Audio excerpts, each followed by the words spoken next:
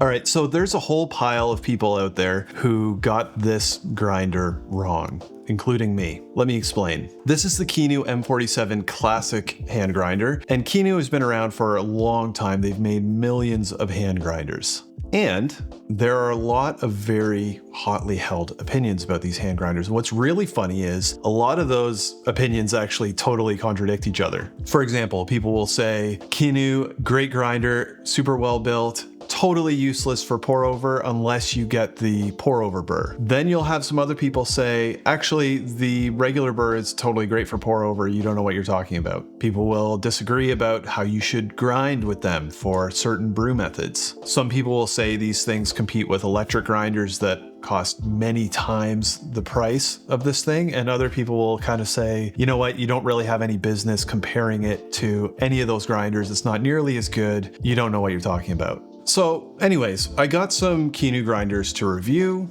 and needless to say, I had a lot of preconceptions, or let's say assumptions, about them going into these reviews. Some preconceptions that you might actually share, and I was surprised to discover that several of them were actually just kind of wrong. This grinder, as I said, is the M47 Classic, and it was sent to me by the fine team at Cafune. Now, neither them nor the team at Kinu has any kind of preview or input on this video. And the Classic comes in at about $350 US. So definitely not a cheap hand grinder, moving up into that kind of premium tier of hand grinder. Now, one thing that most everybody actually does seem to agree on about these grinders is the build quality. You know, you pick this thing up, it weighs over a kilogram, you know, you spin this thing and it just rotates so fluidly. Like, this feels like a real precision piece of equipment. We did ask Kinu about their manufacturing standards and environmental impact. It's actually a German company, but they make these things out of Romania. So they're going to adhere to labor standards for Romania and within the EU. As far as environmental impact, most of the components of Kinu grinders are made in-house, excluding a couple small things like the burrs, which are made in partnership with Italmill,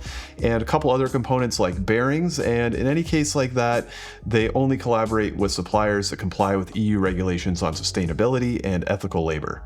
The catch cup on here is magnetic, and everything just feels and sounds so solid and fluid as you're messing around with it. Very tight, very impressive build. Probably the most solid feeling hand grinder that I've used, actually. You set the grind by first unscrewing this little thing at the top and then adjusting the grind dial below that. And then you put your beans in the top. I've got it set up for espresso here. And once you're all loaded up there, like any other hand grinder, you just start grinding. And just because it's so heavy and solid, it does feel quite nice to grind with. It is still work, and you're a little bit tired, especially when you're doing espresso by the end. It's got this little thumb stopper here on the end. I found I was kind of mixed whether I wanted to have it pressing against my thumb that way or actually grip it with my finger like this. Occasionally, because the top is kind of open like this, a little bean will fly out of there and kind of popcorn out. And for me, I find it usually takes just over about 60 seconds, 60 to 70 seconds to grind. Now, I am going to come back to pour over, but first, let's make that espresso and see how it tastes.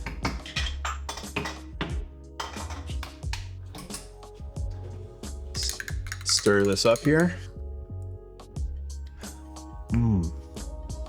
Wow. Okay, that is a really, really nice shot of espresso, pulled fantastic. And this is a really good example of something that I saw out there that I actually made an assumption and got wrong about the Kinu, and that's that it's only good for medium to dark roasts. This is a washed Kenyan coffee from Hatch. It's actually on the definite lighter side of medium, very citrus forward, and a lot lighter than a lot of people would typically pull for espresso. And that is just presented so nicely. Fantastic cup of coffee. Now, I will say it does depend on what you're looking for in a cup. This grinder has really well represented this coffee. It is still a fuller bodied espresso. And a lot of people who do lighter roasts on espresso tend to really gravitate to a lighter body style of espresso. You know, turbos or even just standard shots with a lot less texture. And you'll often hear people referring to that fuller body style of espresso as being kind of like muddy in the flavor. I would not describe this that way. You know, the acidity is there front and center, really nicely represented,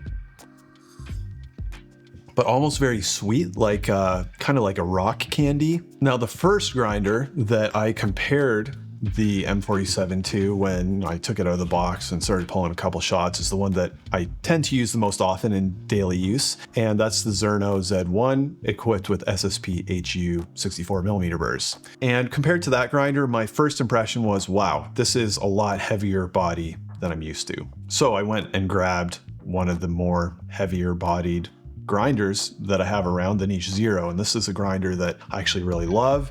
It's very well known for being great at producing that thicker, more big body espresso shots. Fantastic grinder. Also excels at medium to dark roast. So before I was really super familiar with this grinder, I thought this could be a great comparison. So I dialed in a couple different coffees on these and the medium to darks were good. Then I got to the lighter roasts and this is where I was really surprised. The nuance and complexity that I get out of this grinder was definitely in another category compared to the Niche Zero. And the way that I kind of talk about it is it's so interesting. You kind of get a lot of that nuance that you would get from an SSP HU, but with more of that conical type body. It's kind of like an interesting zone for a grinder. Definitely very, very nice and not just suitable for medium to dark roasts for sure. Now, as enjoyable as the cups were, what's not enjoyable is actually just hand grinding for espresso. You know, it's hard work. The cups are great, but that workout, when you're doing it. As far as espresso hand grinders go, this one is pretty good, but you're still definitely feeling it. Maybe not totally my thing. And for most people,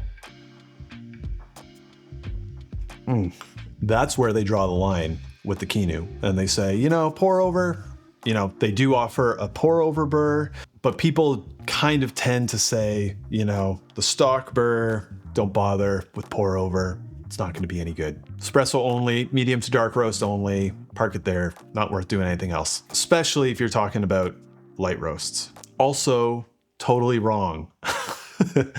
And I was just so fascinated by this. I saw a friend of mine post, here's my recipe for pour over with the stock burr, works great. And I just thought, okay, we need to dig into this a little bit. And I will say, you absolutely can make tasty pour over, including with light roasted coffee. There's just a couple quirks on how you do that. One thing I saw was that if you want to do pour over with this grinder at all, pour over burr or otherwise, you need to go crazy coarse. Also not true in my experience. I did start with that and I did a side-by-side at a very coarse setting with the dialed in Comandante C40. Let's just do some movie magic to get to the end of this grind. I started at about 5 revolutions off the 0 point, and the total brew time at that setting, it was about the same as the C40, and the coffee was quite under extracted and weak. So at that point I was thinking, okay, maybe people were right about this, and it's not actually that great for pour over. And just for kicks, I thought I'm gonna tighten up on the grind size. Probably won't work out, but let's see what happens here. And something kind of unusual did actually happen. Number one, my total brew time didn't actually change very much.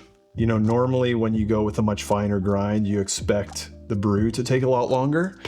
And that actually wasn't true for me. It kind of stayed at the same brew time with the recipe that I was using, but the flavor kept getting better the finer that I went. So I kept going finer and finer and finer, and the extraction number kept going up and the flavor kept getting better. And I was about a full revolution finer, and I was hitting just about the same extraction as I would expect on a C40, and the flavor was a lot better as well. A little bit differently represented, a little more well-rounded of a cup, a little less intense in some ways, but totally an excellent cup of pour over coffee. And this was with light roast coffees as well. You know, this coffee that I'm brewing right here, this is an Ethiopian natural, very light cup of coffee. And the cups that I was brewing, you know, based on what people were saying, I thought these are going to be like astringent, bitter. It's an espresso burr. It's not really going to work. And the cups of coffee were great. It wasn't stalling. It was just good, nice cups of coffee. Now, when I went finer than that and tried to push that extraction even higher, there did get to become a little bit of edginess creeping into the profile. So I think when people say, you know, the stock burr isn't actually any good for pour over, I think maybe they haven't actually taken the time to dial it in, or maybe it's just not what they're looking for. You know, the dial in was a lot different than with other grinders. You know, I could have stopped at, you know, that big core setting and say, it's drawing down at about the right time. It's weak, it's under extracted, it's no good. Based on how this timed out, that's probably how it brews, end of story. But with a little more work, that is just a really, that's a really nice cup of coffee. Now, I think I'm going to make a whole other video for just the pour over burr, because I think that there's a lot of nuance there. For just pour over, I did find myself slightly preferring that burr, but I think if you are a Kinu owner and you have the stock burr, just don't think that you can't do pour over with it, because you can. The cups are pretty great, and maybe if you dial them in, squeak that grind as fine as you can before that edginess starts creeping in and you're still not happy with it, then maybe try out the pour over burr. I think it's like 50 bucks, but I was surprised based on what I was reading online that I could actually get great cups out of this. I didn't think that that was going to be the case. I will say again, if you are one of those owners and you're trying to dial it in, don't rely on brew time alone to kind of determine whether or not you're actually dialed. Make sure you go by taste, because the brew time can be a little bit of a false indicator, at least in my experience with this grinder. So I went in expecting some pretty specific things about this grinder, and I got surprised several times. As great as the cups are on espresso in particular, and even on pour over, you know, there are a couple things that I don't particularly like about this grinder. First though, some stats. One thing I'll always measure is fidelity on espresso. And what I mean by that is how fine of adjustments are you actually capable of making. Now, in between each tick of adjustment on this grinder, I was finding between 2 to 3 seconds difference in shot time on a machine like that. And because this grinder is stepless though, you can actually adjust totally fluidly all the way in between each step. So you can actually go even more precise, go say between 2 ticks, and have even more precision in your espresso dial-in. Grind time, I found for an 18 gram shot of espresso, it was just over 60 seconds. And for a 15 gram pour over, I found it was in and around the 30-second mark. And as far as capacity goes, you know, they say about 40 grams. That was more or less true in my case, depending on how dense of a bean I was using. Retention, not really any kind of numerical issue. Like many hand grinders, as long as you're using RDT, you're gonna have basically no static and no real retention. So lots of great stuff there. How about the bad? Well, for one, I really did enjoy quite a bit the espressos off of this thing. I can just not see myself grinding for espresso on a regular basis. There's been the odd time when I get up early in the morning and I don't want to wake the kids up and I'm really tempted to grab this thing. Most of the time I end up waiting, just because, you know, very often I've been up several times throughout the night and I'm kind of bleary-eyed and I just can't be bothered, and I wait till they're awake and I use an electric grinder. I think if you want a really nice cup of espresso with a lot of nuance and a fuller body, and you don't want to spend more than 350 bucks, and the work compromise is okay for you, can absolutely see why people would do that. And again, I did prefer the cups on this to the Niche Zero for sure, and I can see why people say it competes with other more expensive grinders. Filter, again, I would probably lean to the pour over burr if filter is the primary use case. Just having tried both, I did prefer that. Again,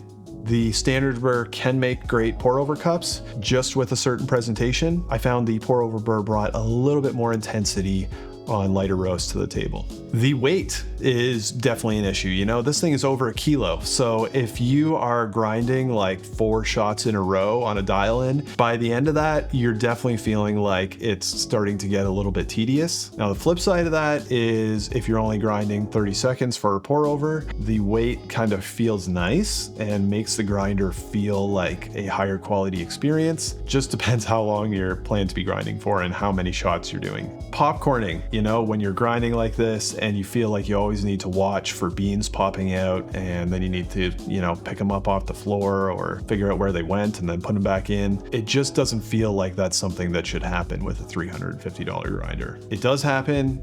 They have those aftermarket parts that you can get. Again, doesn't really feel like something you should need to do, but it is what it is. Also, with the way this catch cup is, you know, this isn't a huge issue on filter grinds, but espresso for sure. I would find just down in the edges where there's that seam, grounds would kind of collect and build up and not really come out of there super seamlessly. So that was something where I would find myself, you know, knocking the catch cup on the table to get all the last little bits of grounds out there. Also, alignment on these grinders, just with some manufacturing techniques that they use to make it, are pretty typically excellent. You know, alignment is not going to be an issue with these grinders from anything that I've experienced. However, what I will say is every Kinu grinder is zeroed a little bit differently. So your zero might not be at the same setting as another user's zero. So it just means that when you're comparing grind sizes online, you may not be able to totally rely on what somebody else said they were grinding on.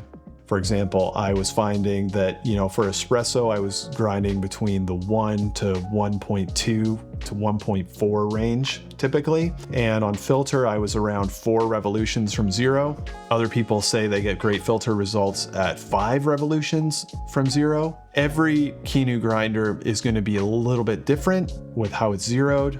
So I wish maybe it was a little bit more consistent, but it's one of the quirks of the way they make them. So for the people who love their Kinus, you know, I get it. And I wasn't expecting to get it, to be honest. You know, I kind of thought, you know, this is a niche grinder, medium to dark roast, espresso only, and I was surprised. I can see why people really like these grinders, and I think there actually are a lot of misconceptions about them out there. Now, would I choose this personally? I think I would have to say that would depend on the budget that I was working with. You know, if I had the ability to move into an electric grinder for espresso, I think it's tedious enough where I would be like, yeah, let's save up a little bit more and do that. That being said, I do think at its price point, the shots that this thing will give you, if you like a heavier bodied shot and you still want a lot of nuance in the cup, really good value. Pretty unique presentation in the cup, actually. Now, the conception that it can't actually do pour over with the stock burr, totally wrong. Also, the thinking out there that this grinder is only good for medium to dark roast, also in my experience, wrong. Depending on what you're looking for in the cup. If you want a light tea-like body with a lot of separation, you know, something like a Pietro or a ZP6, obviously a grinder like this is not probably going to be your jam. That being said, it delivers a great cup. So I don't really get why people say you can't do light roast or pour over with it.